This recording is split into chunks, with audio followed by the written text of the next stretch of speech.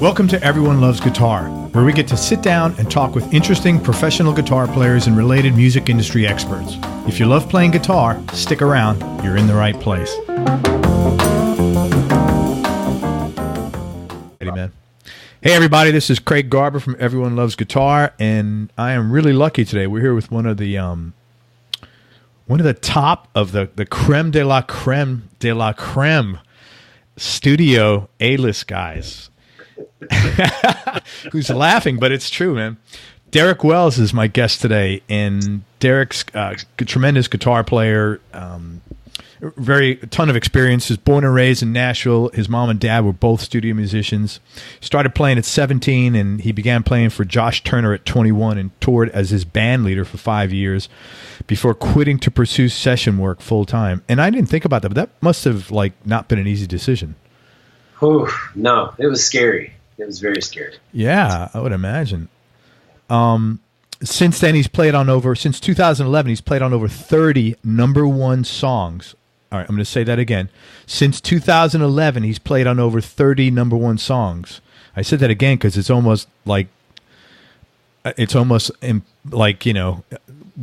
the statistics of that, man? I have to say it again because it's so rare.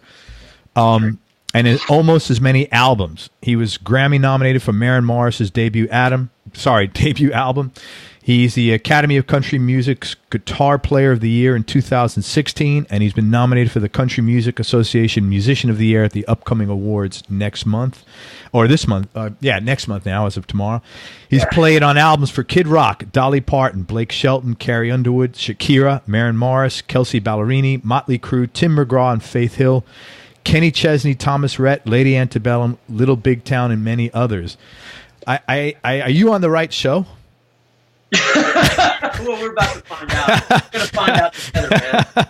Man, thank you so much for your time. I really appreciate you coming on, man. Happy to be here, man. Really happy. First, man, congratulations for winning that award last year. Thank you. That was major stuff. What was that like? I mean, the whole experience, and what are your thoughts about stuff like this in general? Yeah, right. Man, it's, awards are a tricky thing because I truly, in all my heart, don't ever see music as like a competition.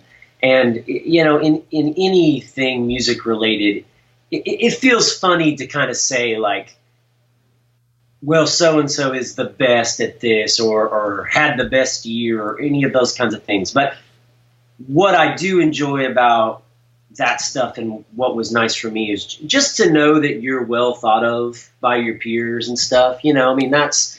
We all kind of know, particularly in this town in Nashville, where a lot of the voting members live for these award shows. It's like everyone knows the score and everyone knows who's on what and who had big years and didn't have big years, but we're all a team, and it's just nice to know that enough people thought well enough of you to vote for you. That's really what it means to me, is my community's kind of puts you up on their shoulders for a little while and takes a lap, and that's a really great thing. So the support is what feels good. Yeah, man, just the pat on the back of just saying, hey man, we're glad you're here and doing it. That's the thing, is no matter how amazing you were or what kind of year you had statistically, you wouldn't win those kinds of things if you're not well thought of. Yeah, very true. That's what I take from it, And then also just being on a list of, I actually said when I accepted the award, I said it was like being voted into my own kind of personal Hall of Fame, which is true, because the list of guys that have won that, the list of guys that have been nominated for it. Yeah. Then the smaller list of guys who have won it over the years, it's really not that many, and everyone on there is a hero to me. So, that's the other thing too, is I thought of it a little bit more of, it's almost like a lifetime achievement, so to speak. It's, regardless of whatever happens, if I never win again, I'm on that list of names, forever. And so that's the other cool part about it for me, Yeah, I totally get that. That's awesome. Again, congratulations being nominated for the CMA Musician of the Year. What is that award, the Musician of the Year? What does that mean?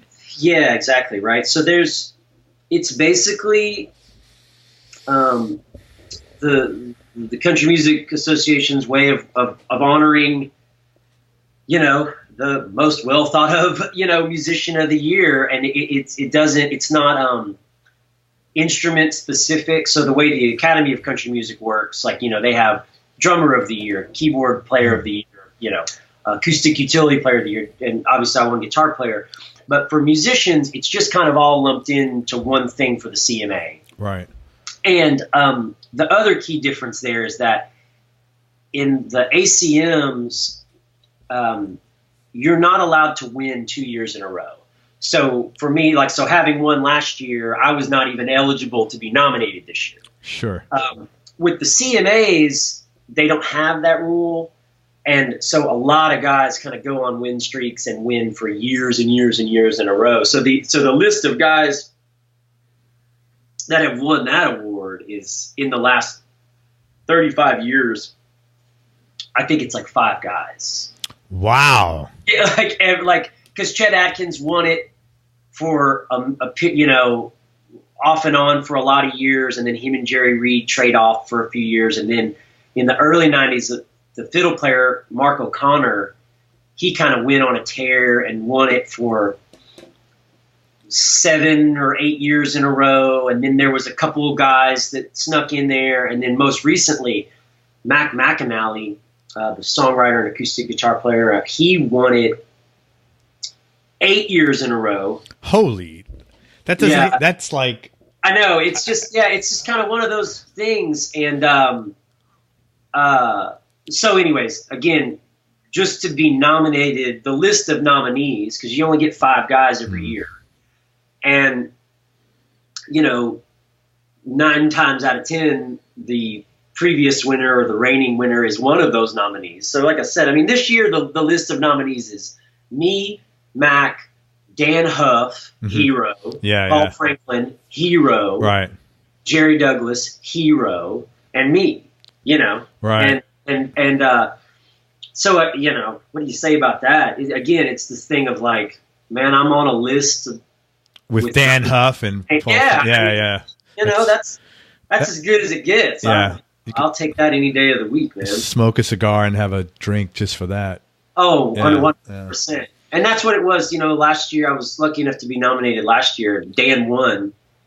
And it was just so great to just show up and kind of bask in the thing. Like, I'm sitting, they had us all sitting together in the row, our wives, and it's like, man, how did I I'm hanging out in this club with these guys, Right. And Mac McAnally wasn't nominated last year. It was Brent Mason was in his spot. Okay. So it was me, Dan, Brent, Paul, and Jerry. That's a pretty intimidating. Well, if they all weren't the nicest guys. Yeah. I mean, they're all the nicest dudes. So it ends up being a great thing. So it's special. Just to let people listening know, like, how everybody in your office or in your cave or whatever it is, you always have stuff on the wall. Like, I used to have a Stevie Ray Vaughan record and a Hendrix record. I wound up giving those to my kids. Derek's got those same things in the back, but they're all his albums that he's played on, which is pretty freaking cool, man. That's pretty interesting that you don't see that often, and for a guy your age too, you're a young guy to have done all that. It's really awesome. It's not lost on me. I'm very lucky. We'll talk about that. Your mom and dad were both studio musicians. Talk about that a little bit. Yeah. So my dad's a guitar player. He basically does what I do. Who's your dad? His name's Kent Wells. Okay. And he, I say he does what I do. He never really did it exclusively. He's always had this kind of parallel existence because he started out touring just like I did. And then in the late 80s, he started working for Dolly Parton. Mm-hmm. And, he worked for Dolly until the mid 90s when she, quote unquote, retired for a period of time. And then in that stretch of time, he toured with Reba McEntire for like 7 or 8 years. Mm-hmm. And then quit Reba's gig and essentially started right back up with Dolly. It was about that time in the early 2000s, Dolly kind of decided to come back. She made this bluegrass record that at the time was really well received, won a Grammy. And so Dad came back and played on that record, and he's been her musical director and producer since then. So since the early 2000s. So, but he also does, what I do in the sense that kind of whenever he's not tied in with Dolly, when she doesn't have him kind of on call or working or touring or making a record for her, he goes and plays on, other projects or produces other side projects and plays on them. And that's kind of always been his existence. And then my mom was a session singer, just a background vocalist, and then also just a demo singer here in the 90s when demo singers were a thing. And then she's done a lot of stuff too. She's same thing, kind of this parallel existence. She toured with some artists like Patti Loveless. She plays for Christopher Cross now, sings backgrounds for Christopher Cross. Nice. She's been touring with him for the last few years, and that's a really good job. So she tours with him, and then when she's home, she plays sessions. What's your mom's name? Marcia Ramirez. And then actually my stepdad too. So my parents split up when I was about 9 and got remarried, and my stepdad is a guitar player also. Wow. And so I had he does the same thing. He played for Martina McBride for a lot of years, Leanne Womack for a lot of years, and does the studio thing now. So I get to work. It's not super often, but I get to work with Mike, my stepdad, and my dad. Occasionally we'll end up on the same session together. That's always fun and kind of funny at the same time. So yeah. Who's your stepdad? His name is Mike Waldron. Interesting. That is, wow. I'm just trying to process all that. Oh, yeah, no. That's so, holy crap. Yeah, weird. I didn't have a choice, it seems like, huh? Yeah, well, I mean, kind of, yeah. Was that a lot of pressure on you?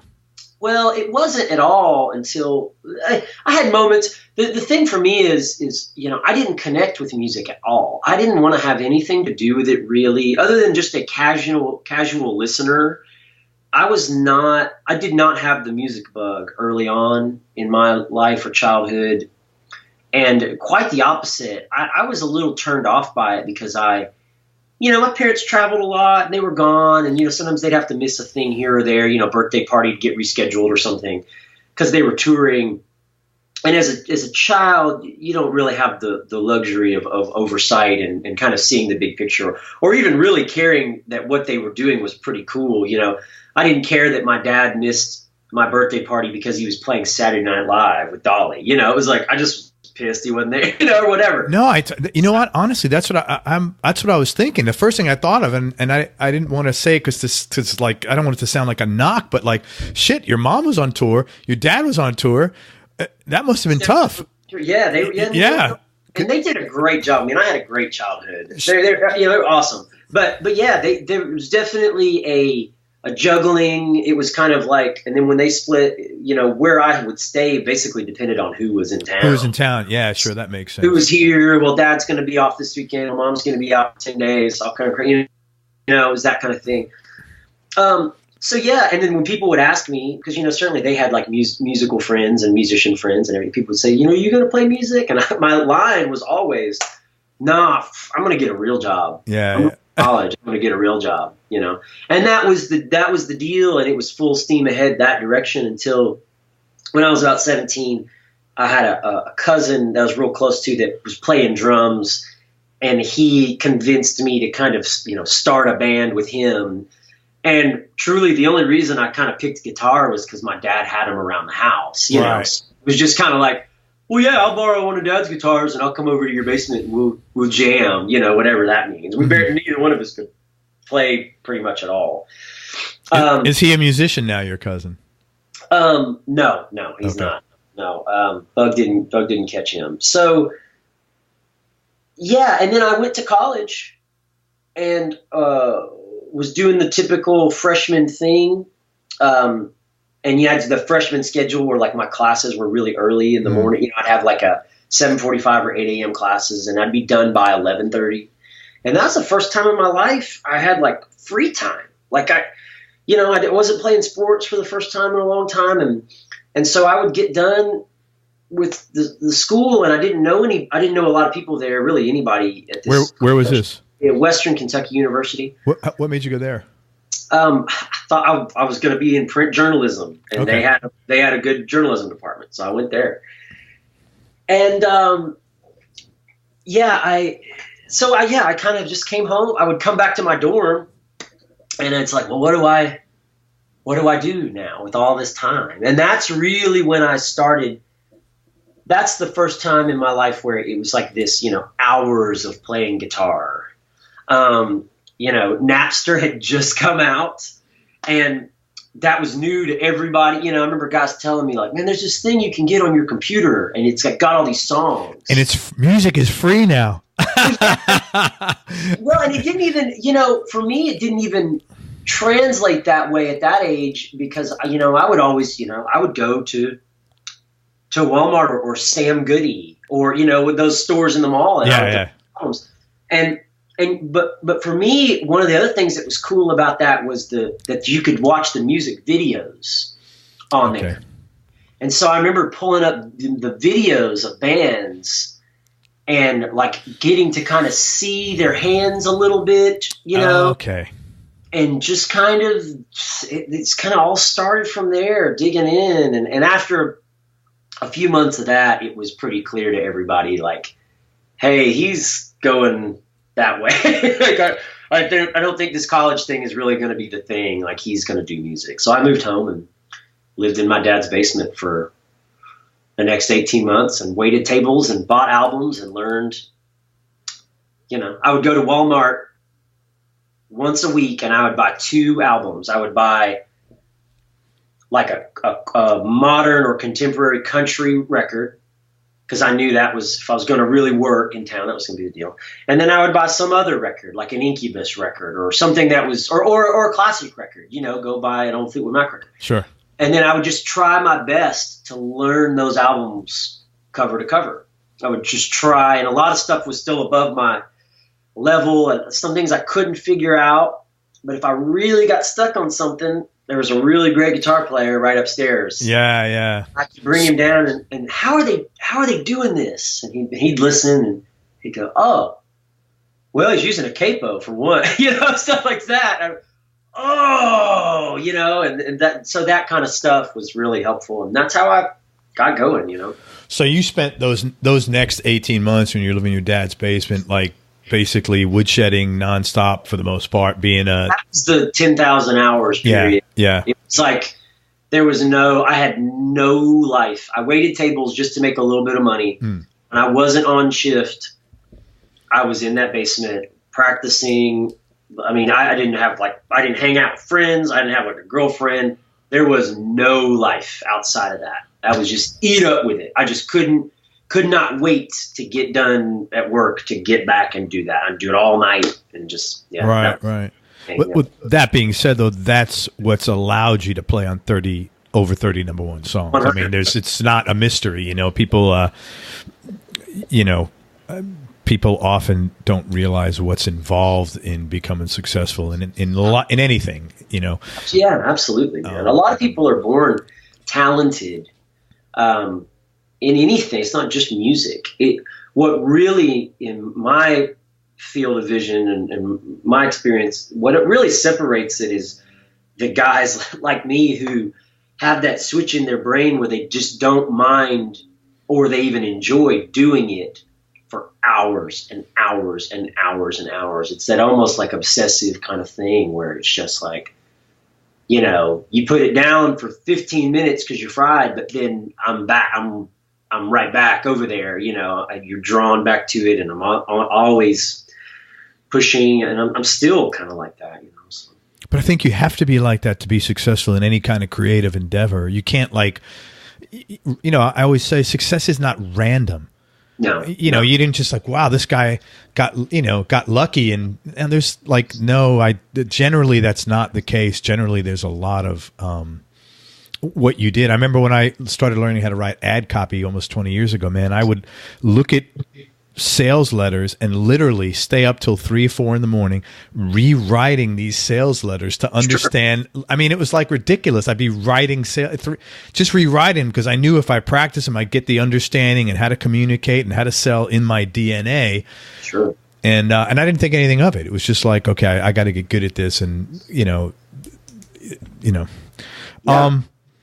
Okay, so you come out of that. Yeah. And then how'd you get the gig with Josh?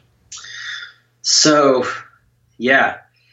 So I had not tried, at this point, I was not seeking to connect with other musicians or to get hired playing guitar, because I had a very real understanding of where the bar was through my parents. And I knew that I was not really there yet. Mm. I knew I had a lot of guys have to move to town and they were the best guitar player in their city. And then they get here and they realize, oh, I've jumped into the deep end of the pool.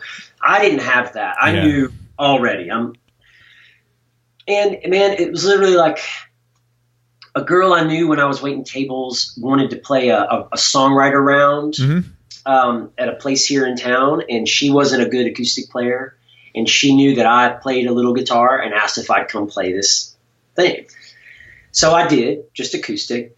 And this guy came up to me. It was the guy who was running sound after the thing and was like, hey, man, listen, I know this is sudden, but I play guitar for this artist named Tammy Cochran, and we have a gig this weekend in like 3 days, and I can't do it. And I've called every sub I know. Like, do you want to go do it?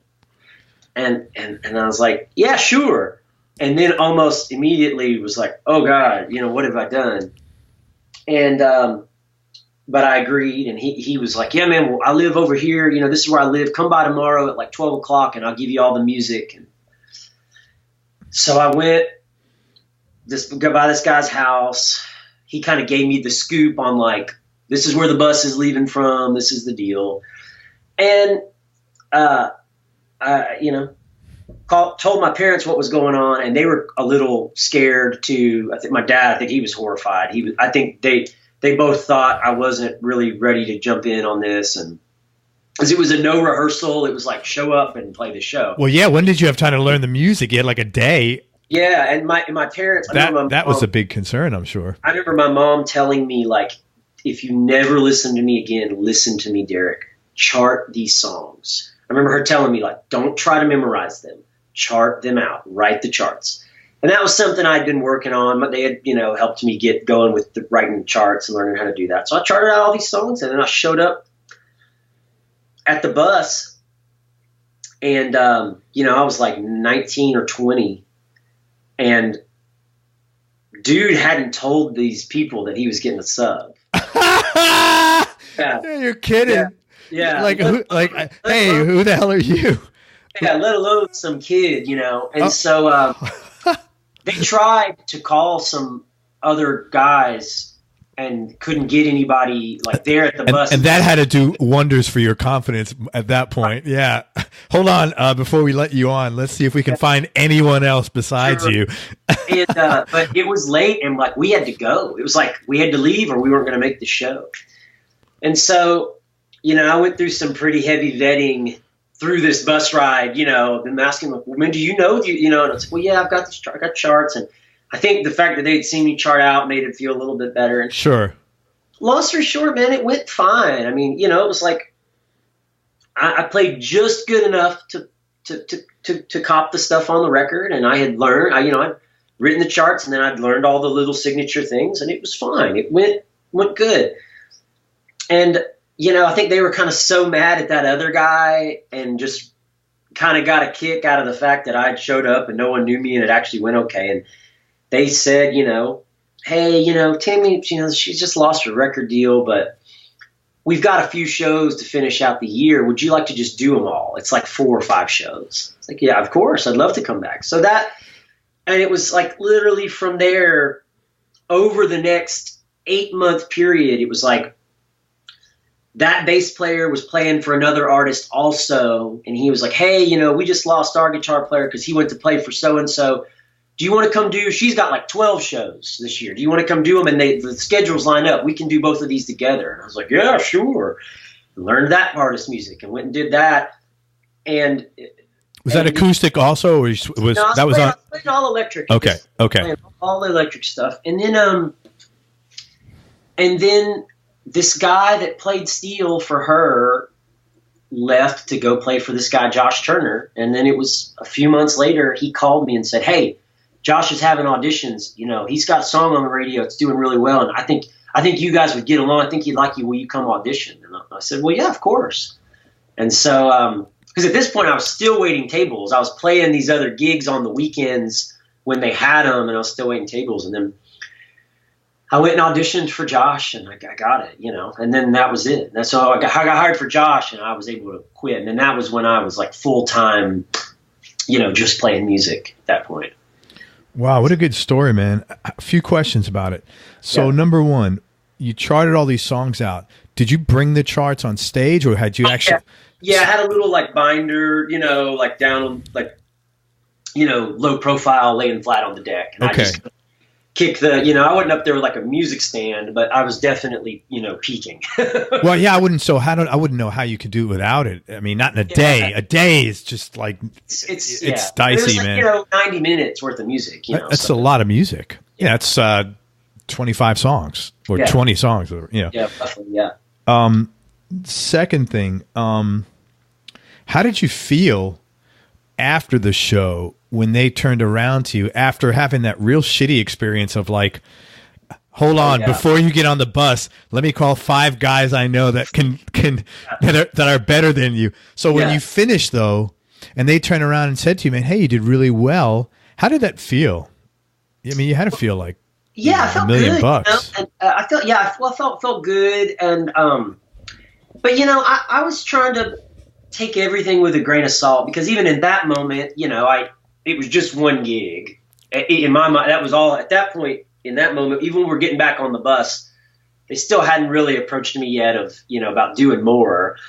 And I just kind of thought like, well, no one got embarrassed, you know, like no bad reports here. Like everyone's happy. I did my job. And I had hung around, you know, I'd been on buses since I was a kid and had hung around musicians. And so for me, you know, I was just not play it cool, but I was definitely just trying to not be a problem and not be too big of a personality. So yeah, even though I felt really good and I was like, man, I did this, I was still kind of just trying to act like it was a day at the office, because it was for all of them. Sure. You know, and so that was the deal. And then I think when they asked me back, I think that then I was like, man, I kind of did it. Kind of. Do you think having the experience of growing up with your mom and dad and knowing the business, do you think that was a help at that point where you didn't get all like, like, wow, this is great. Like the average 19, 20-year-old kid would have been like, holy shit, I'm on my way, you know, and you were a little more tempered. And so like I think your expectations and understanding, you probably managed them a little better because of that. No? 100%, undoubtedly. Even stuff like bus etiquette. You know, like they liked me because I knew how to handle myself on a, you know, I didn't like interesting, throw my suitcase all in the back lounge, and I knew to lock the bus door behind me and stuff like that, because I'd just grown up doing it, you know, and not, you know, not Gurman the artist that's, you know, famous, you know, not, wow, so, you know, tell me all about you, you know, it's like, no, we're all here just doing a job, you know, so that there's absolutely no doubt in my mind that all of that stuff helped me immensely, that experience, just knowing how to handle myself, you know. Right. Was it tough to quit the waiter's job? Not at all. What a great story, man. That's awesome. Okay, so then you get the Josh gig. Yeah. You're doing that for, you said, 5 years. Yeah. You become the band leader. Yeah. And what was the scenario that, like, what was the opportunity that came up that you said, hey, man, I need to go pursue session work? And why did you like that? Well, first off, I knew that it was a job because of my parents. And, you know, again, a lot of people have to move to town and they don't quite even know that that's an option, the way that they don't know a staff songwriter is an option, you know. So one, I knew that it existed, and I think it was, a lot of it was just the way my parents, revered the studio guys, like the way that, when my dad would talk about guys like Dan Huff or Brent Mason and just be like, man, those guys, that's the cream of the crop right there, man. Those guys, it's like growing up a Yankees fan or something, or whatever it is. It was like, if your dad was a Yankees freak or a Dolphins freak or whatever, and they were always kind of like, man, isn't that so cool what the Dolphins are doing? Isn't that, man, check this out, And so, yeah, for me, I had this kind of half love affair intrigue of just like wanting to be at this level in my mind, wanting to be on the Yankees is, really the only way I know how to put it. And you had peeked behind the Wizard's curtain and you saw what it was. It wasn't the little wizard, the Wizard of Oz. It was the real deal, right. And that was what you had a goal to aspire to. I think that's it. Yeah, I think that's really it. And that was not in my field of vision immediately, because when I started for Josh, I was still just so concerned with doing that job really well and making sure I was really nailing his show. And then, when a new record came out, really making sure that I was like doing that gig really well. But it was about the 2.5 year mark where I felt like I had some job security. It was like, okay, I've been here a while. Everyone's happy. This is good. I'm in a good situation. And it was at that point that I kind of started to cast my vision in like, okay, what might be next? And at first, I got a couple offers for some other road gigs that, were debatably bigger, maybe paid a little bit more, whatever. That I thought about that for a second, but I knew ultimately, I thought, man, I think I still want to play on records. Like I want to be a session cat. Like that's what I want to do.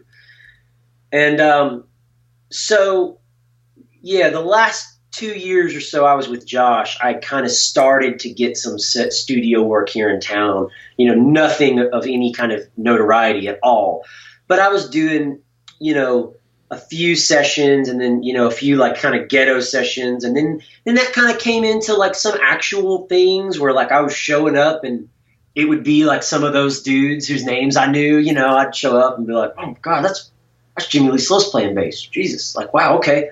Wow. This is cool today, and it just kind of got to that point where I had enough guys tell me like, hey man, you can do this, but you're going to have to stay here because people still think you're gone.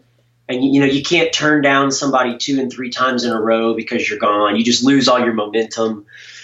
And, basically everyone told me the same thing. They were like, it's going to be rough when you quit, but if you can hang out, like if you can wait it out and just figure out a way to survive, stay afloat, you can do this. Like you'll get the momentum and you've got the skill set and the personality to do this. And so I just took them at their word, and that was the thing. Josh was very, very gracious. He understood. He was a great boss the entire time I was there, and he got it when I left. I think it helped him to know that I wasn't just like jumping ship to someone that paid more money, or I was making an investment in my future and a different career path, so to speak. Sure. So yeah, that's how that went. And it was scary and rough, and I starved for, about 1.5 years. And then somehow I looked up one day and was like, man, I worked every day this week. Wow. Okay. And then it just kind of snowballs from there. You gain momentum and it starts to happen, I give you credit for one of the things that's really tough for anybody is anybody that's driven anyway. It's especially when you're young, it's very easy to feel I haven't suffered enough yet before, I need to suffer more before I get to that next level. If you're type A, good work ethic, and especially the younger you are, you just feel like that, I really give you credit for not, for not allowing that, so, well, I really need another 3-4 years on the road. Sure. What like mentally, what was going on that you didn't have that? Was it the encouragement of everybody, or? Yeah, it was completely the encouragement. And then also, you know, momentum, so to speak, when you talk about certain career things, is it's very intangible to anyone but yourself. You know, my uncle, who's not in the music business, but he always says a lot of good words. You know, it's like you're kind of constantly reading your terrain and reading the wave that you're on at that moment. And yeah, for me, it was just a combination of like enough kind of legitimate people had started hiring me where I thought like, okay, these guys aren't idiots and these guys can hire other people.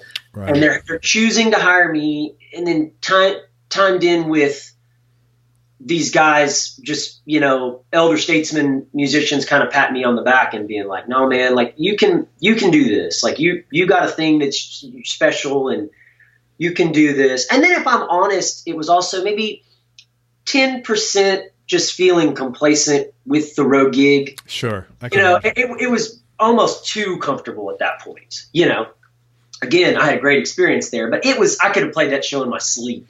Well, 5 years of doing the same thing, you know, and you were probably touring at least 100, 120 days a year. Yeah. So I get that totally. So, yeah, all those things kind of converging. Like I said, I was just kind of reading the terrain, and it just felt like the time to go. And even when I quit, I gave Josh, like, basically eternal notice. I just said, I go, man, I'm not saying I'm leaving in 2 weeks.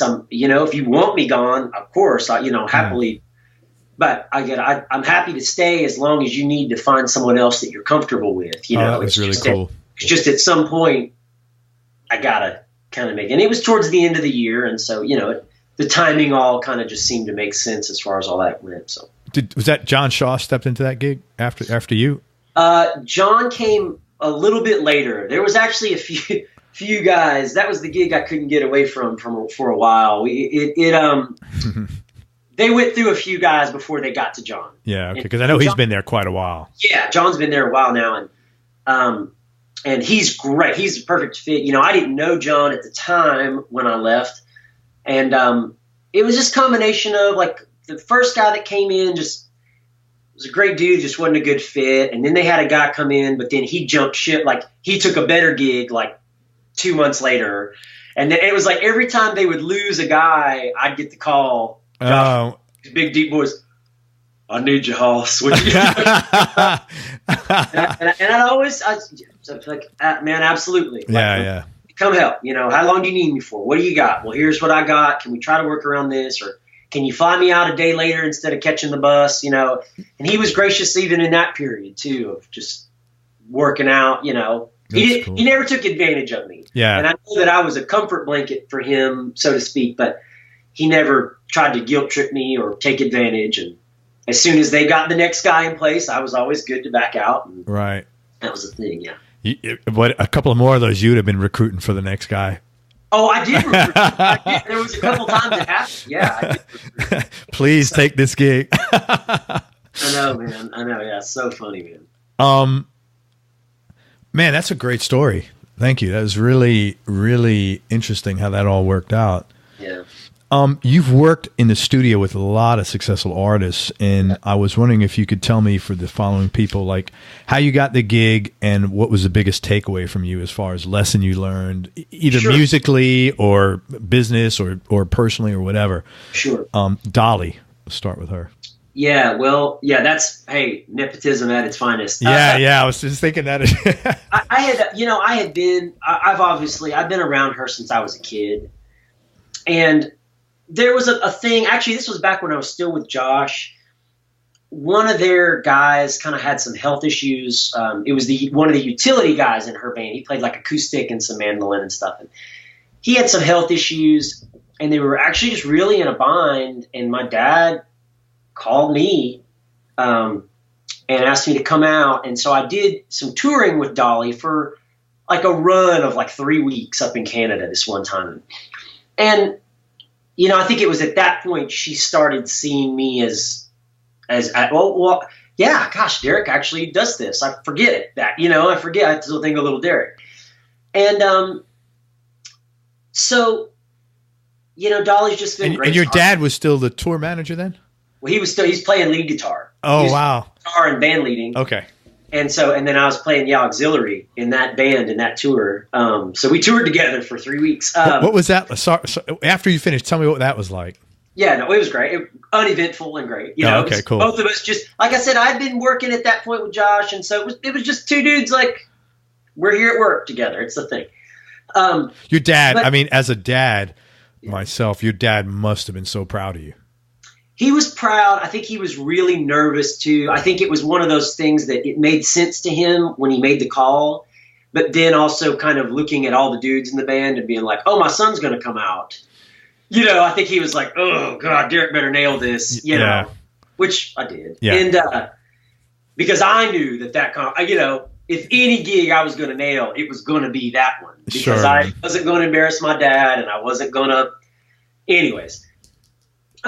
Ever since then, Dolly's been real kind to she always looks for ways to include me, and it's really kind. And so, nice. Her last few records, they've always made sure that I come in and play on a session or two just to be a part of it. And she likes having me around. She's real sweet to me, and the textbook professional. I mean, she's there's not enough good words you can say about that woman. The way she's treated my family and me and everyone around her, really. She's just a very special woman, super professional, immensely talented. She's just the best, man. She's the best. I interviewed somebody once. You probably know Dave Fowler, bass player? Yeah. And I said he worked for her for a while, and I said, what's the most important thing you learned from Dolly? He goes, be on time. That's right. That's right. He said, if you're 20 minutes early, you're late, man. He goes, you better be on time for her. That's Dolly, man. That's Dolly. Yeah, she'll outwork anybody, man. It's crazy. That's awesome, man. Well, that's why she's been, you don't survive for 50 years in the industry on the top of your game. No, you gotta, it's not accident. It's not luck. It's work ethic, man. 100%. Motley Crue. Oh, yeah. 10 seconds to love. So that's a funny story, albeit pitiful at the end. So Motley Crue did a duets record a few years back, and they had a few different artists on there, but they shared management with Darius Rucker from Hootie and the Blowfish. Mm-hmm. Doc McGee at the time was managing all those guys. And so they were going to do a song with Darius. And I got Wait a minute. I know, right? I know. Okay. Yeah.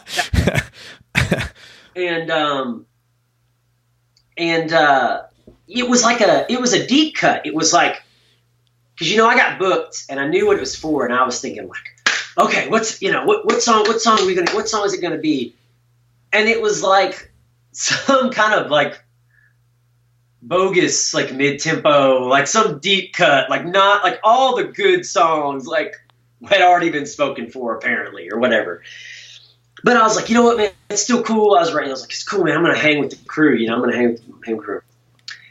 We get there, and they had booked a full band, and we had been told like, well, yeah, they're going to show up, and they'll just feel it out. It may, Tommy may want to jump in and play drums. We'll see how much guitar Mick wants to play. And we get there, and that makes no sense. Even what you're saying, right? That's not usually how anything works, right? Yeah, well, gosh, I mean, it can be, but at this point, I've seen everything. Okay, but this was kind of how it was sold to us. Was like. Because obviously Darius, too, is making certain requests so that he feels comfortable. And then they also want to feel comfortable. Anytime you got these things, it's a jockeying of... Yeah. A jockeying of, like, management on both sides or representative. And it really has anything to do with the artist. It's always the manager trying to cover their butts. Yeah. Anyways, we get there. We get some sounds. We're just kind of waiting. They're late. Of course, they're late. It's lunchtime. They're still not there, Wow. And we're getting texts. It's like, yeah, man. Well, they were out last night, like real late, and we can only get Vince to answer his phone. No one else answers their phones yet. You're getting paid though, one way or another, right? Yeah. Okay. Yeah, we're I'm going, cool. We'll just hang, Mm-hmm. And so at one point they're like, well, let's just go out there and try a few of the songs, without them, and we'll just see what we kind of get. And no Darius. And actually, we knew Darius wasn't going to be there. And he had because he had like a scheduling conflict. He had a show. So I think we had like a pre-recorded version of Darius's vocal. And yeah, I mean, long story short, we waited around until like the end of the day, and they never showed up. And the producer was just kind of like, well, man, I mean, we've got a version here. I played a solo. At first I was thinking like, I thought I'd just play some rhythm and Mick was going to do his thing. And they're like, well, let's get a solo from you just in case, like kind of a country solo. I was like, okay, this feels weird on Motley Crue song, but okay. Yeah, right. So I did this and it was like the end of the day's night, and the producer's just kind of like, well, man, I don't want to hold you guys any longer. I mean, tell you what, we'll just send you guys, and if we need something else, we'll call you. And that was the last I heard of it. And then the album came out, and someone had tagged me in like the release of it, and I was like, oh, that actually happened. And I bought it and listened to it and was like, yep, that's exactly what we recorded that day with nothing different and just Vince Neil singing half the words. That's hilarious, man. So it was Vince and Darius. Nobody showed up, and no one showed some session up. guys. If any of those guys played anything on there, they copied exactly. And I know the producer too. And I kind of asked him, I was like, "Did they play anything?" He's like, "Nah." So wow. So it's like, yeah. I mean, you look up, on the credits, I'm credited, Motley Crue and all this stuff, but I didn't meet any of them. We played a track, and Vince came in and sang half of it with Hootie. That was it. Yeah, that's kind of so it's like disappointing day overall. Like you didn't get to do anything. You sat around and it was a little bit of a bummer, but at the same time, I've got a perfect Motley Crue story. There you go. So hard the night before that they couldn't even show up the next day. Yeah, right. That is a perfect Motley Crue story, man. And then they obviously at some point someone played it for them, and they were like, "Yeah, that'll do. Sounds good. Do your thing," So. Well, I mean, also, but the real thing is that there's that much money behind those guys that they can get to that point in time where they're just like, okay, put it out. Yeah, exactly. Yeah. We'll sell it. We'll sell it. That's just amazing. Wow. Totally. Kenny Chesney. Yeah. So, I started working with Kenny, a couple of years ago, and that was a random call to, it was like, I'm trying to remember who called me. It was Kenny Greenberg, the other guitar player. So Kenny Greenberg's in Kenny Chesney's band, and he's been with Chesney for years, and has played on a lot of the records, if not all of them. And man, I just got a random call, a couple years back that said, "Hey, I'm trying to get you on this Chesney record."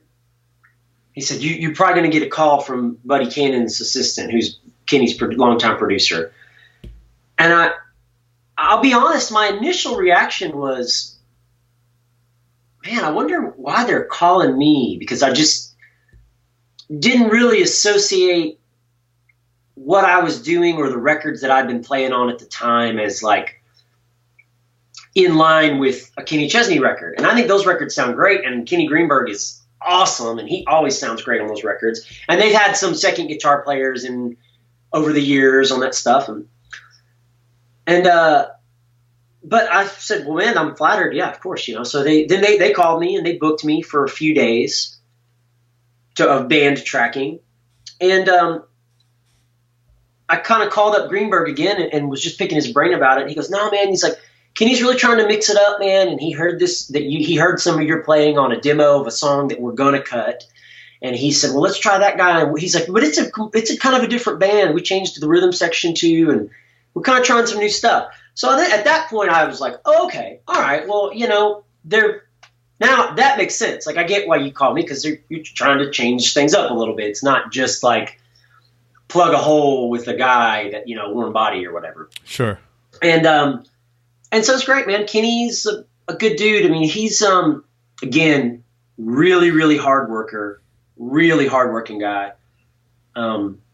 Obsesses over the songs, obsesses over his fans. He's also definitely got, strong likes and tastes. One of the funny things, and he'll tell you it's no secret, he hates slide guitar, hates it. So like, it's just not even an option. It's not going to happen. They brought in Joe Walsh to play a solo on one song, and he wouldn't let Joe Walsh play slide guitar. Wow. He hates slide guitar. Kenny Greenberg's a pretty good slide guitar player himself. Oh, Kenny's great, yeah. And Kenny had warned me, Greenberg had warned me. He's like, hey, man, the only thing you should know is, like, every time I've ever tried to pick up a slide, Kenny's like, nah. That's really weird. That's funny. It's just one of his things, man. Yeah. And,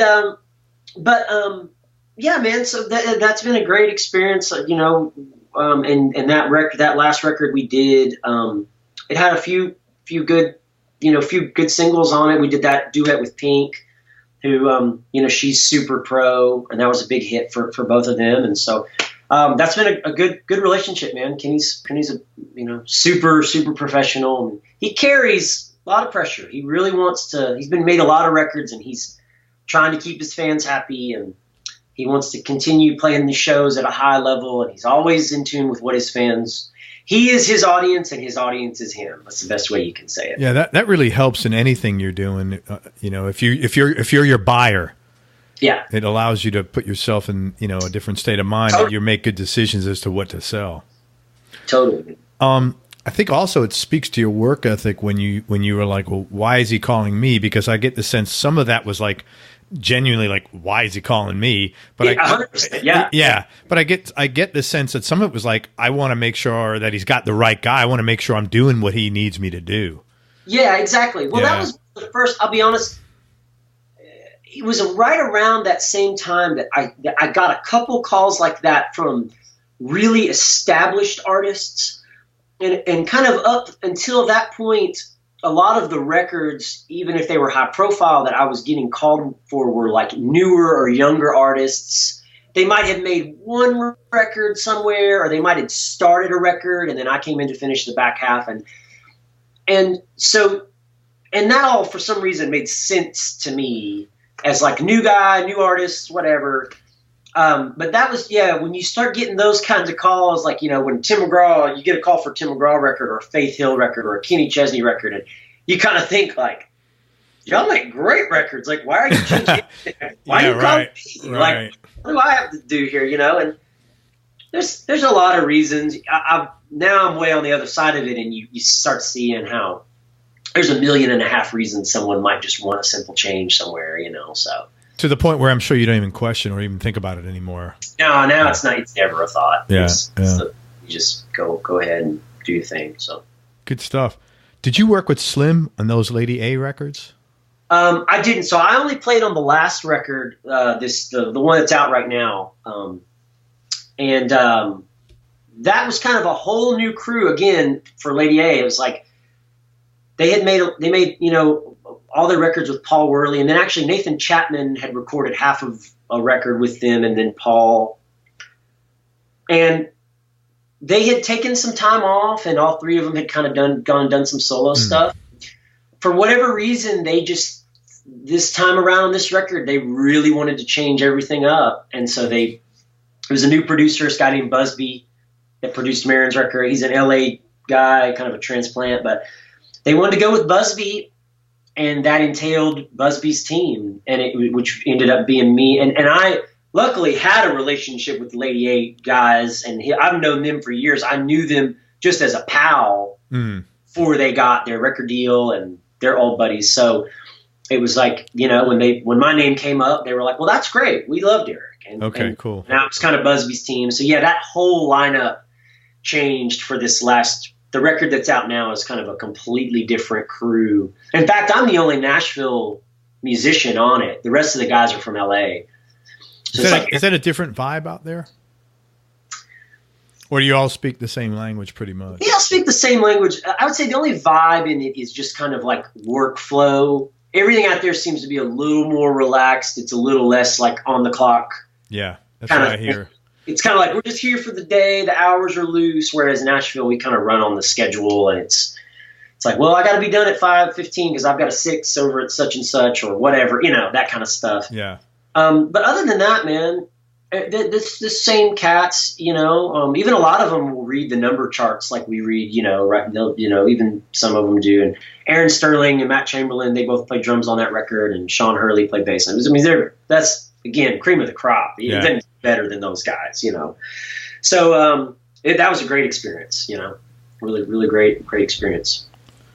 What was from your time in the studio? Was there one lesson that anybody sort of taught you, or that you watched or observed and said, I got to put that in the memory bank?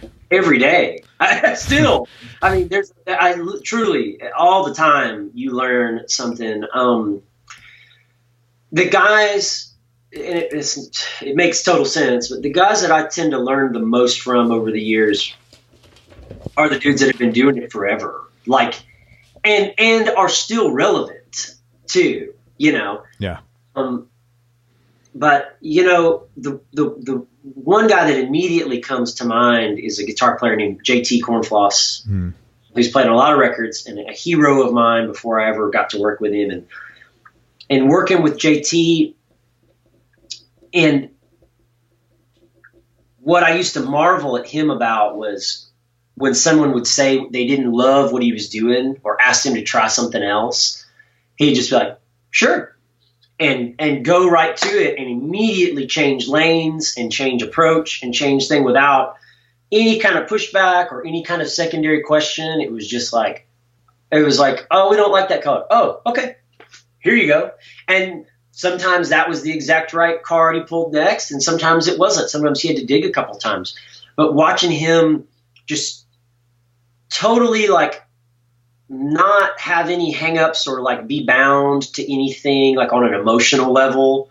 And there's guys that I watched do the opposite, guys that get really bent out of shape or rubbed raw when you ask them to change their program. Hey, case in point, hey, I don't think I'm not loving slide on this, and there's kind of two guys. There's the guy that'll go, really?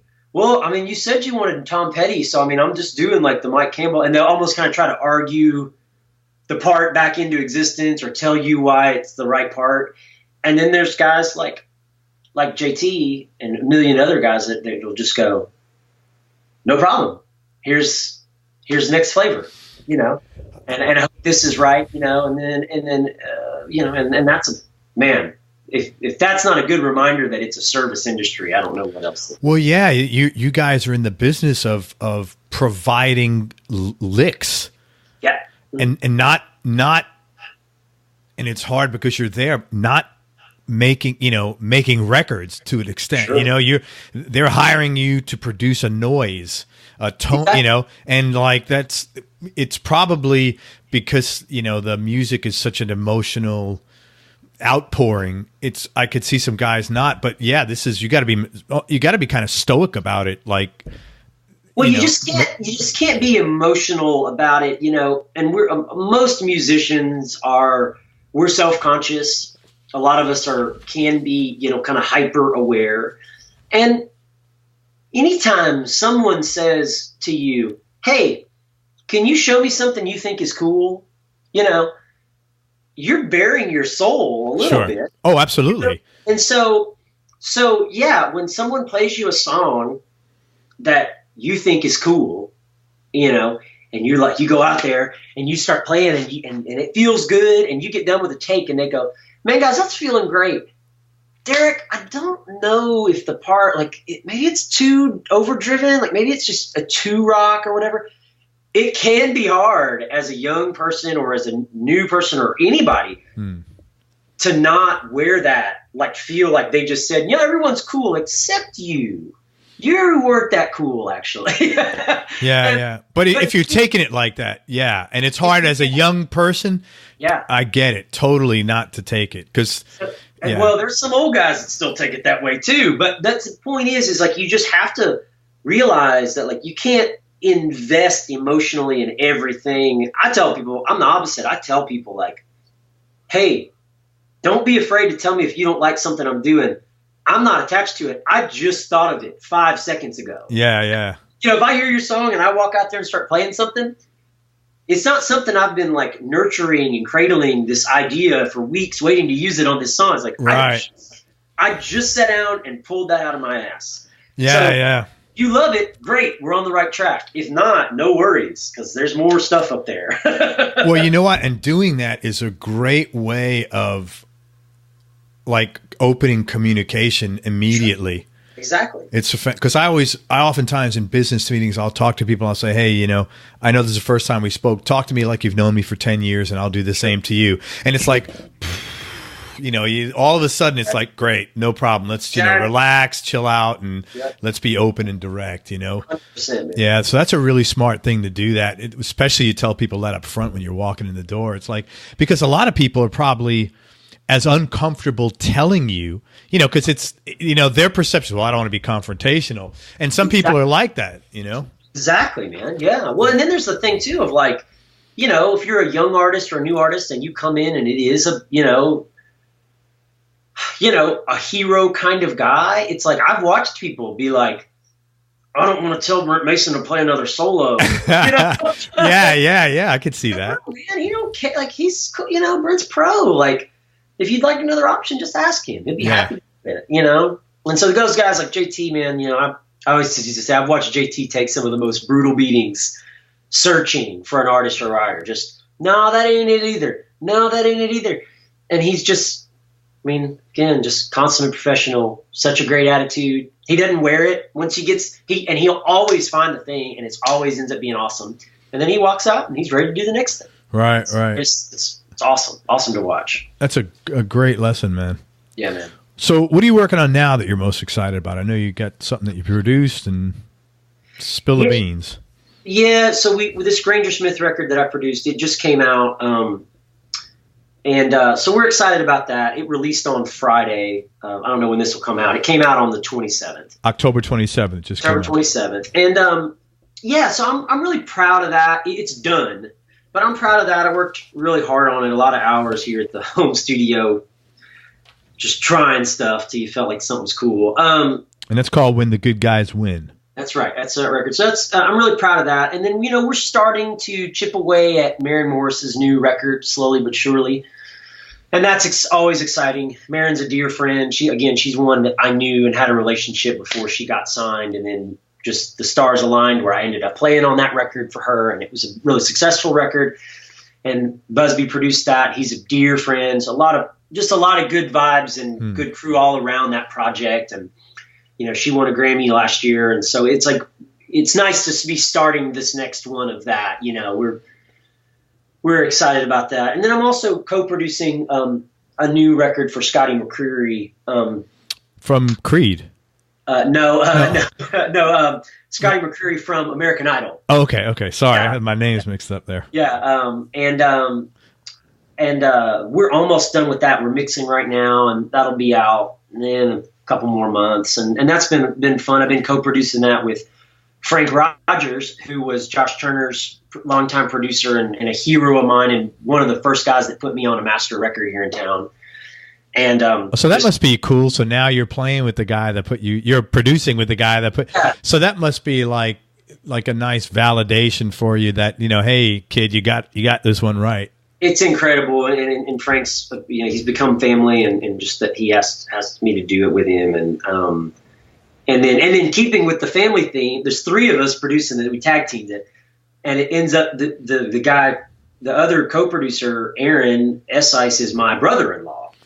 And it was just completely this random thing. It was like Scotty was talking to Frank, and Frank wasn't sure if he had the time to commit to doing the record, and because there was a little bit of a time crunch, and brought up my name.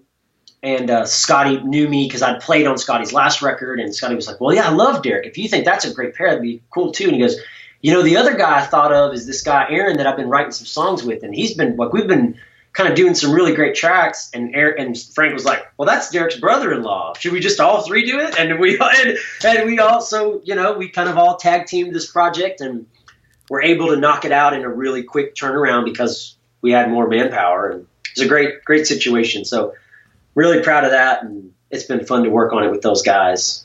That's awesome, man. Very cool to be working with your family like that. Yeah, heck yeah.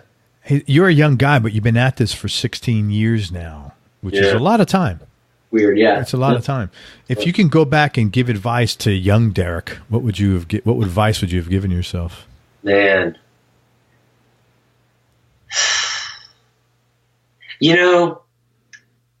When I was young, I would say, I remember I used to tell like my mom, I go, I wish me from the future would just come back and tell me, like, if you'll just do this and this, you're going to make it. And I used to always say, I'd say, I don't mind being patient. I don't mind waiting my turn. I just want to know that I'm doing the right things in the meantime. I just want to know that I'm working on the right things and I'm doing the right things. And so I guess I would go back and tell myself exactly that. I would go back and say, hey, kid, you're doing everything that you need to be doing. You just have to wait. You just wait. Just keep working as hard as you're working right now. Keep eat, sleep, and breathing it, and it's going to work out. I think everybody wants that in any endeavor they're doing. I think everybody would like to have that, because you want to make sure you're spending your time right. You're the return on your investments there, all that stuff. Absolutely. Yeah. Hey, let's talk for a little bit about some gear. I shudder to even think how many guitars you must have, especially growing up with your dad. Oh gosh, as a musician. Yeah, because buying guitars for you is like buying a pen for a guy who works in an office. Well, I call them wrenches. They're like my plumber wrenches. Yeah. They're wrenches, But what's your go-to guitar right now, and like what other few guitars round out your top, 4 or 5 or whatever? Yeah, so that's always tough. I have when you talk about a lot of the famous guitar players, there is such an emphasis on their number one, quote unquote, and the thing that you identify them with. Brent Mason is a great example of him and that silver Telly, that gunmetal 68 Telly, and Dan Huff with his 62 Strat, and there's those things. And man, for me,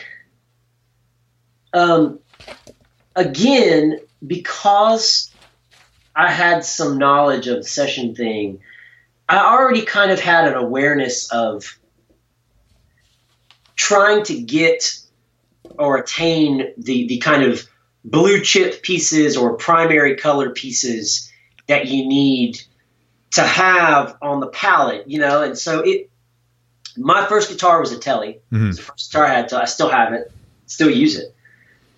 And it was a good guitar, and it still is a great guitar.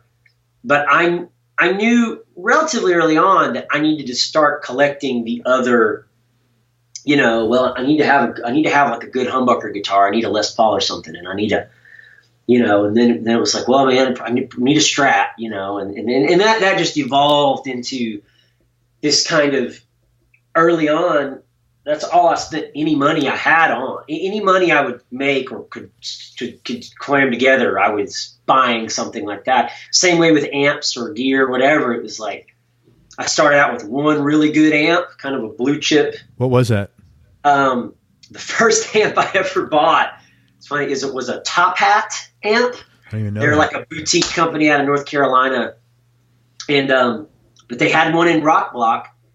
And I'd been saving up some money to buy a really nice amp. My dad had been generous enough to let me give me some loaners, I'd been saving up money to buy an amp of my own. And he went and played it, and he was like, you need to go buy this amp. And he goes, it's so good. If you don't like it, I'll trade you any amp I have for it. And I said, okay, great. And so I went and I bought it, and I did like it. And so I kept it. And that was like my first amp.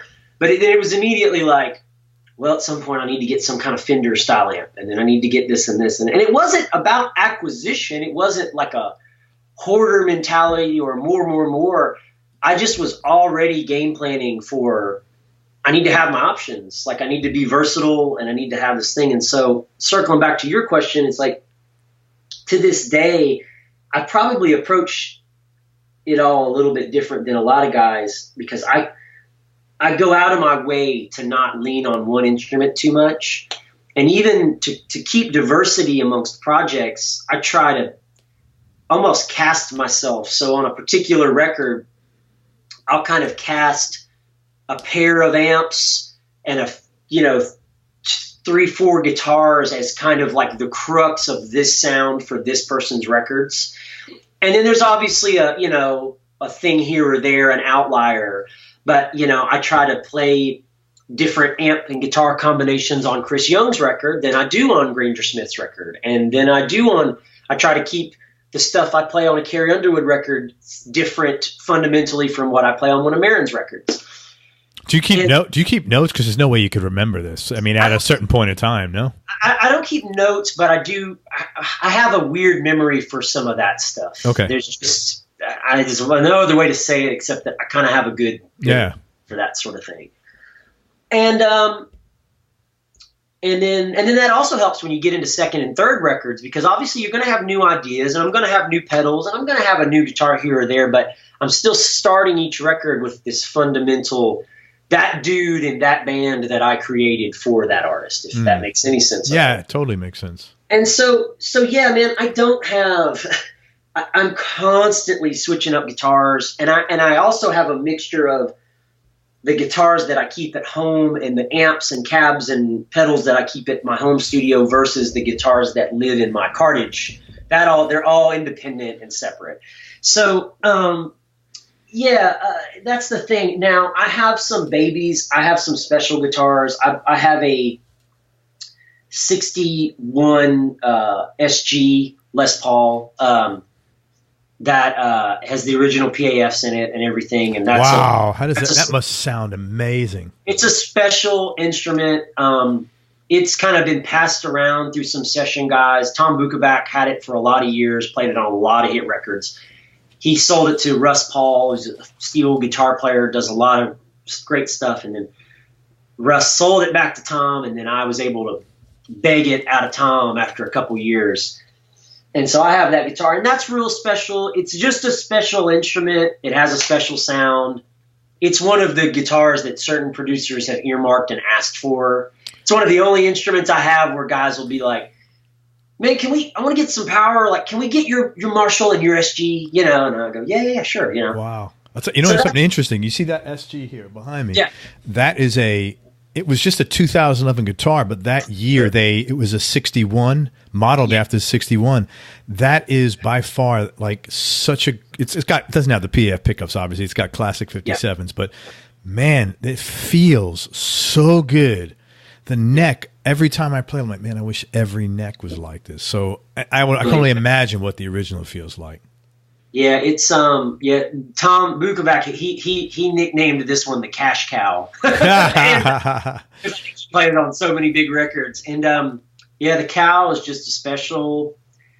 It's the best E string in Nashville. I'll say that it's the best low E string in town of any guitar. And I'm just lucky. I was able to stumble into its path and become its owner at some point. So that's a special guitar. And then I also have a 53 Tele. It's just kind of a long story. It came through my dad, through a friend of the family kind of thing. And that's another guitar that is just special.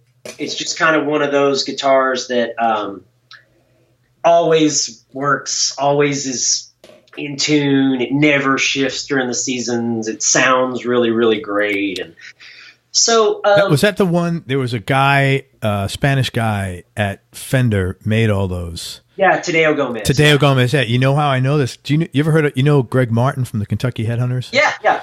Greg just traded for one of those, and I said, Greg, don't you have that's a 53? You just said. Yeah. I said, don't you have like a 57? He goes, yeah, but the difference is that's a Tadeo Gomez neck, And it just sounds a little. They're a little spankier. Yeah, that's just special, man. Yeah. So I'd say if there was a stat sheet somewhere someone was looking at, you've probably heard those two guitars more than any. But like I said, there's records where neither of those come out sometimes. So. Ever sell a guitar you wish you can get back? No, I've sold some guitars, but I've been really lucky, knock on wood. All of my sales, so fortunate, it was never quite like a hard time situation. Had to let a guitar go. It was every time I've sold a guitar, it was because I was eyeballing the next step up in my mind of that. I've sold a Les Paul because I was getting this better Les Paul, or you're definitely selling to fund other purchases. So sure. There's never been anything that I've wished, there's a few that now, if something happened to them, I'd be sick over, but I'll be keeping those. The Cow and the Telly and one or two others, It's funny. I asked that question to, I'm sure you know Danny Rader. Oh yeah, Danny. And I asked Danny, I said, you ever sell a guitar? And he goes, I don't sell anything. Because I just keep them all. He goes, I'm like, well, touche. There you go, man. Musically, man, who is your? I mean, it's probably your dad. I would imagine is your biggest influence. But outside of your dad, who would you say your biggest influences are? Yeah, I mean, Dad is definitely the biggest one, and mostly just through osmosis. I heard him playing guitar my whole life. So, right. But yeah, I was never a guitar music guy. So even guitar players that I love, like Hendrix or Jeff Beck or, those kinds of guys, whatever, Steve Lukather, I circled around to later in life. Gotcha. But the guy that I knew of when I was 16 and 17, because my dad loved him, was Dan Huff, man. And so, I mean, it's like Dad. He's a pretty good guitar player. I mean, it's just unbelievable, and definitely was a student of his guitar playing. He was probably one of the first guys that I remember like trying to learn those solo, really like just being like, I want to play that right there. I want to learn how to do what he just did. Dan's probably the definite. And Brett Mason, if you play country guitar, you can't not have him in the mix as an influence. JT was the same way. JT's right up there. JT Cornfloss. But it was funny, just all the Nashville cats were my favorite. Or then session guys in LA that my dad hipped me to, like Steve Lukather or Trevor Rabin, wow. Geeked on him, that kind of stuff too. Michael Landau.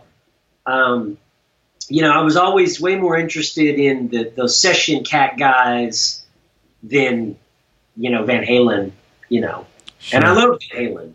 But Van Halen didn't influence my playing the way that the studio cats did. Well, you grew up listening to music for a different reason.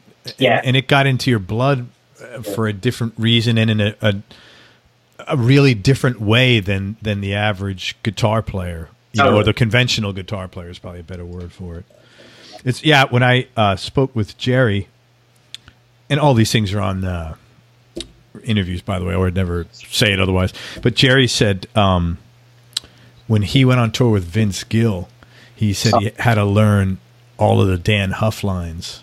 Yeah, ridiculous. And he said that by the time he came back from that tour, he said he was a totally different musician. He said in the studio, he left with a quiver, this big, full of arrows, and he came back and it was like this big. 100%. 100%. Yeah, now that's it's a memorable story in the way he put it there. So yeah, Dan's, and I'm lucky enough to work with Dan a lot now. The last few years, I played on a lot of records that Dan's produced and get to play for him and with him a lot. He's become a dear friend, and the depth and the width of his musicality is just incredible. He's been doing it at such a high level for so long. over such a scope of music. You know, I mean, Michael Jackson, I mean, he played on Man in the Mirror, to, you know, Barry Manilow and Barbra Streisand, to Whitesnake, to the country stuff that, you know, from the night. And it's like, like you said, his quiver is immense. It seems bottomless most days. And not to mention just his execution, you know. Wait, just look at the Giant stuff. That was pretty phenomenal. Oh, gosh. Yeah, that stuff was and just mind-blowingly good, you know. This is probably a really hard question to answer, but it was, if you weren't doing what you're doing now, what do you think you'd be doing instead? God, man. Yeah, that is tough because plumber? Not plumber. That's an insight. Yeah, I like to say. Gosh, man. Man, you know, gosh, that is tough. I think maybe I might teach, maybe, music. And not even music necessarily, guitar, but you know, I have always had an interest in learning about things and spreading knowledge as much as I can. You know, I'm the guy that, you know, when I find, you know, a cool new pedal or amp or something, I really go out of my way to try to explain it to someone else, even if they probably don't want to hear about it, and why it's good and why I think this is good and what, you know, all the things you could use it for, and this is why I think it's special. And so I think, I'd probably end up in some sort of teaching scenario where, and not that I have the answers, but in the spirit of passing knowledge, like, hey, here's something I learned about. Like, you want to know why this happened in World War II? It's because of this and this and this and this and this. And I don't know. I kind of geek out on that stuff. I guess that'd be what I do. I've never, the last real job I ever had was waiting tables at Green Hills. So I don't know, man. It'd probably be pitiful for a few months while I got my feet under me if I couldn't play music anymore. Yeah, that's why I said it's a tough. I knew that would be a tough question. What's your non-musical superpower? Oh God. To read a room. No, that's a great superpower. Are you kidding me? It's a blessing and a curse. There have been times where I'm the only one in the room that knows someone else is uncomfortable.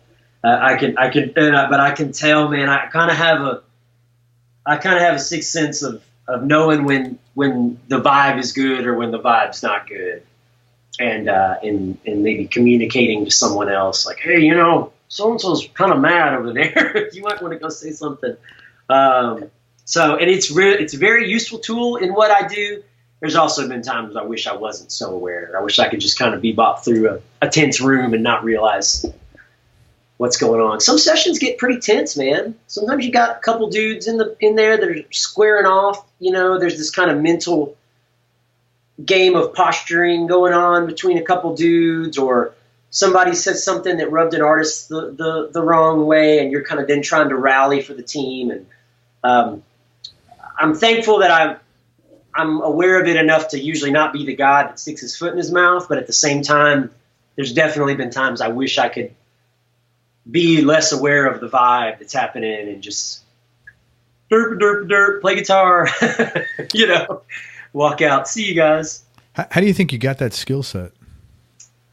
Just luck of the draw, man. I just luck of the draw. I was always just a really aware kid. I used to really struggle with anxiety a lot because I was so aware of every little thing, you know, and definitely have some obsessive tendencies, which again have helped me in certain aspects of work and just bettering myself and focusing on something, you know, hyper focus. Yeah.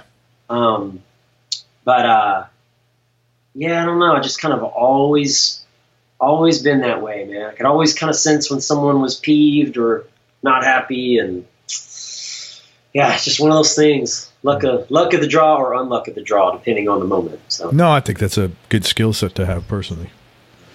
I have a question: single or in a relationship? But you're married, right?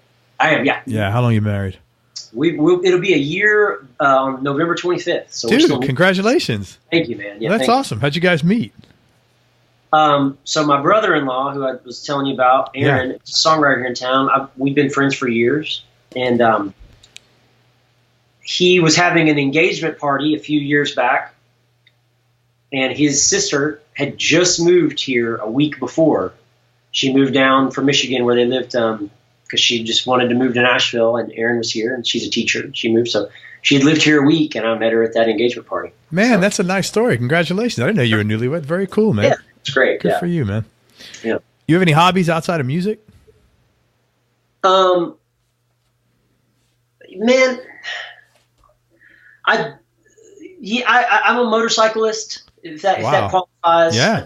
I do like to ride my bike a lot, and I'm not so much like a shop junkie. I just like to ride. And then other than that, I'm a big movie buff. I like watching movies. I love film soundtracks, and I love to watch. They're definitely a form of escapism for me. So any kind of movies in particular, or? Oh, everything. I love all across the board. Documentaries, humor, science fiction, biographical. I'm just a fan over it. I like the escapism of it. That's cool. Yeah, it's a great way to unwind and can shut your mind off. Sure. Yeah, I get that, man. Sure. Favorite part of what you do and least favorite part of what you do? Favorite part of what I do is easy. That's when you're on the floor, on the tracking floor with a group of high caliber musicians and playing a good song. That's an indescribable. It's like driving a race car. It's like that when you're in that crew and everyone's firing on all cylinders, and it's at a very, very high level, and you're along for that ride. That's a special thing. That's hard to explain if you haven't, experienced it yourself. But riding that wave at a really high level is easily the best part of what I do. The worst part of what I do is, and this is just really funny, is scheduling, is being forced to prioritize certain people's art over other people's art. And that's just tough because, in a perfect world, no one would want to work on the same day. But it's really tough when you get two kind of relationships pitted against each other, and you have to kind of choose, even if it's in an unspoken way. Hey, I can't come do this day of demos for this songwriter that I love, because I've got to go play on this record. That's, and then there's so many reasons why those kinds of things can happen. Sometimes it's just sheer importance of the timeline. Like, your demos aren't going to suffer without me, but this person's trying to finish a record that I've already been a part of the whole time. And I'm part of this cog, and I've got to see it to completion. So I'm sorry I can't do this thing for you, or sorry I can't begin your record that day because I have to finish another project that I'm already committed to, and those kinds of things. And 99% of the time, everyone handles it gracefully and understandably. But I just hate that we're ever in that situation where you have to kind of pick and choose amongst something that everyone cares about, and make it feel like it's not the priority. Yeah. It should be the priority, and when I'm there, it is the priority. Yeah. It's just, I don't slack off on a lower level project because I do bigger things. If I'm there, and I'm treating it as I'm working as hard as I can on this thing, no matter what it is, if I'm there. But sometimes in the scheduling blocks, you do have to boot somebody that, either just isn't making a project for release, or it's just a relationship that's not as new or not as close knit as something else. And it's just tough. It gets tough, man. It's less the scheduling. It's just like the disappointing part of not being able to, make everybody happy in a sense. That's right. True. Yeah. That's what it is. Yeah. It's just that whole thing of like, man, I wish I could be everywhere at every time, and that's not to say that like, oh God, I'm just so busy. I don't ever have a free moment. But some days people just, I might have 2 days wide open all week, and no one wants those 2 days, and everyone wants the same 2 days, but I've already committed to so-and-so. Yeah. Well, I don't understand, man. I mean, we're trying to get this record finished. Well, I know, but he's trying to get his record finished too, Man, and I'm involved in both of them. Yeah. That being said, everybody's an adult, and if that's not realistic to it's one thing to be disappointed. It's another thing to be like, okay, let's figure out another time. I mean, I don't know. Yeah, sure. I believe in accountability. So yeah. Last question, man, and I really appreciate your time, Derek. What's the toughest decision you ever had to make, or the hardest thing you ever had to do? In life, or what's that? In like career-wise, or in life, or man, both. It's up to you. The hardest thing I ever did was quitting Josh's job. Was quitting that gig, because I quit my job. I was on a salary, and I mean, I stayed in music, but I went from making a certain amount of money every 2 weeks to just, you're out there on your own, kid, and having to deal with the stressors that involved. That 18-month period was really, really hard, man. There was a lot of times that I, either almost just went back out on the road with someone else, and not that would have been some horrible thing, but it wasn't why I quit in the first place. Yeah, it was derailing your dream. Yeah, or had someone say like, man, I don't think this is going to happen, man. I mean, if you're that slow, maybe you should think about doing something else or whatever, and it, again, it just boils down to that momentum thing and the reading the terrain. And it's like, I could see all the little, nuances of the way the wave was rolling, but no one else could. And so that was tough that period of time between just the straight up just struggles financially and just emotionally.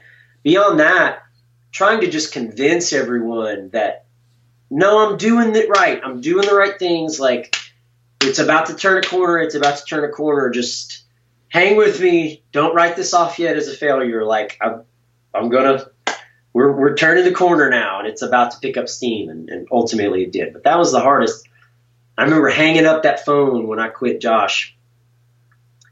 And, well, I talked to Josh in person, but I called his management first to give them a heads up. And I remember hanging up that phone and going, well, there goes my steady paycheck. Yeah. And being pretty stressed. But that was the hardest, but obviously well worth it. And everything happened like it needed to. And obviously it worked out great. Yeah. So, man, I really appreciate you being so open and candid and for sharing your story. Yeah, of course, man. Thank you so much. Yeah. As far as promotion, let me go over what you got.